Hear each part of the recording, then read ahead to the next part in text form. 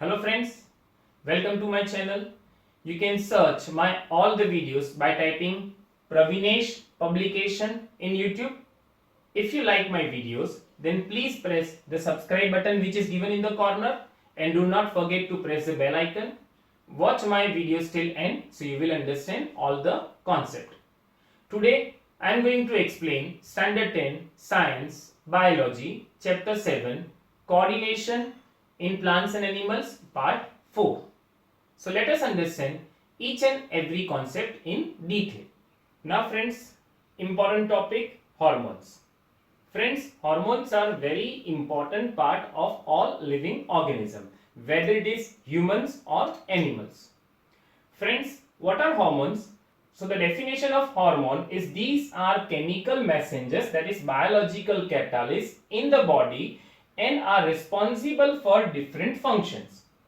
Friends, we understood about enzymes in digestive system. Enzymes are different than hormones.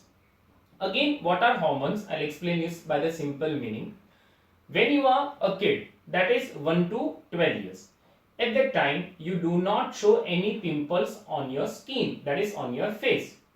But after some 12 years, that is 13 years, 14 years, when you come in 10th standard or in college, or your cousins, they show some pimples on their face, and that is due to hormones.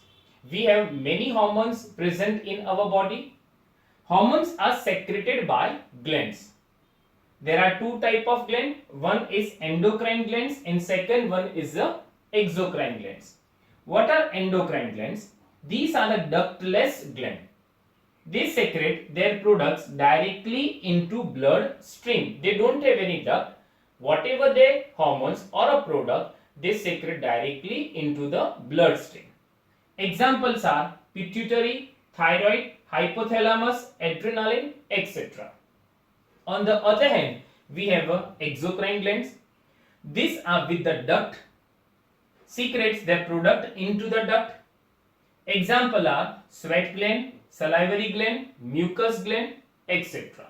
So again, hormones, there are two type of gland which secrete the hormones, endocrine glands and exocrine glands. Now friends, here we have two controls in our body. One is a chemical control and second one is a nervous control. Friends, we understood what is nervous system and nervous control. What is chemical controls? So that is also known as hormonal control. What are hormones? That we understood in last topic. Here now, why we need hormonal control? Friends, we understood nervous control, that is electrical impulses. It has some limitations. First limitation, each and every cell is not connected with the nervous system. Second, once a cell get electrical impulses, it transmit the signals for the other cells. In between, when it gets a new impulses, new electrical impulses, it needs some time to reset and generate another new signals. So these are two main limitations of nervous controls. That's why we have a chemical control, that is hormonal control. Now, difference between chemical control and nervous control. In chemical control, it receives and sends the information in the form of chemicals called hormones. Here in nervous control, it receives and sends the information in the form of electrical impulses. Second point, the system is not directly connected with the parts under it controls. Here, the system has directly connection with every parts under its control. Chemical control, it is slower but effective. Nervous control, fast but less effective. Chemical controls, response is for the longer duration, and nervous control, its response is for short duration. So this is the main difference between chemical control and nervous control, and due to this reason we have chemical control in our body.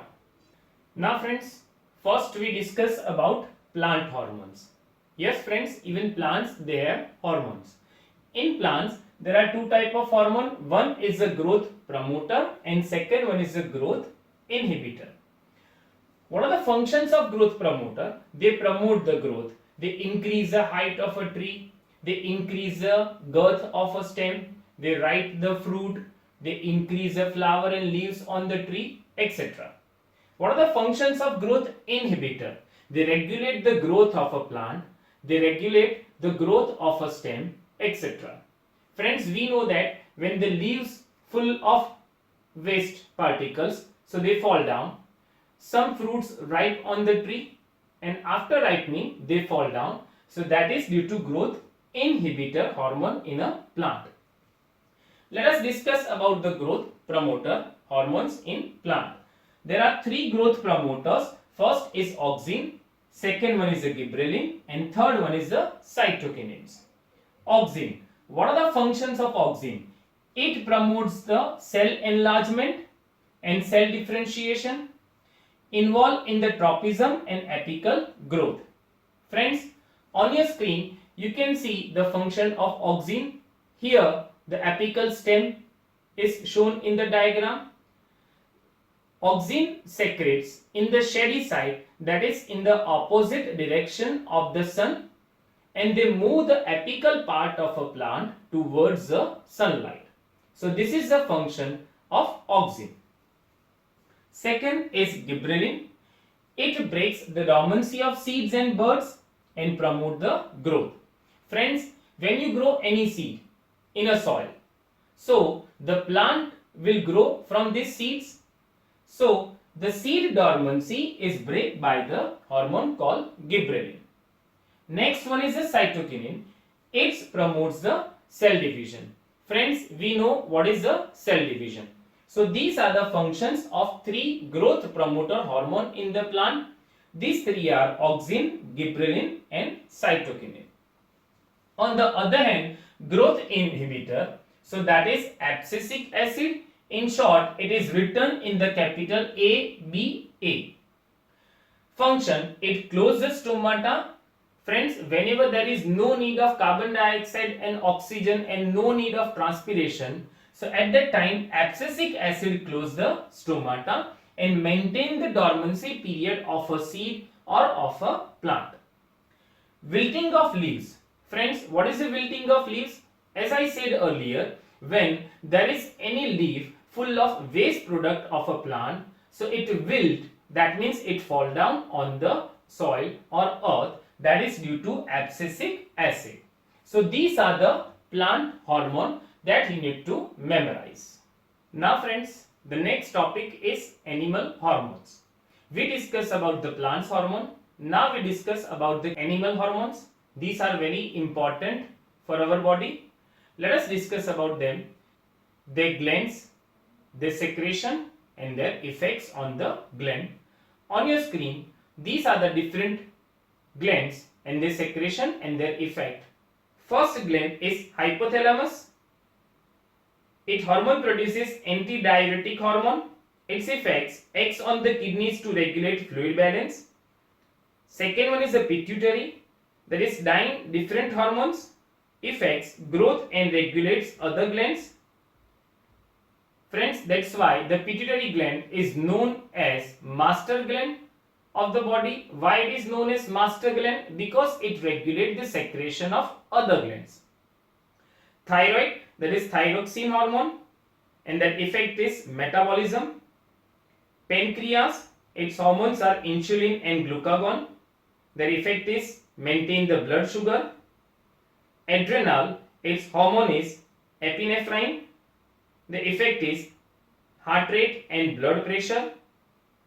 Testis, so hormone produced is testosterone.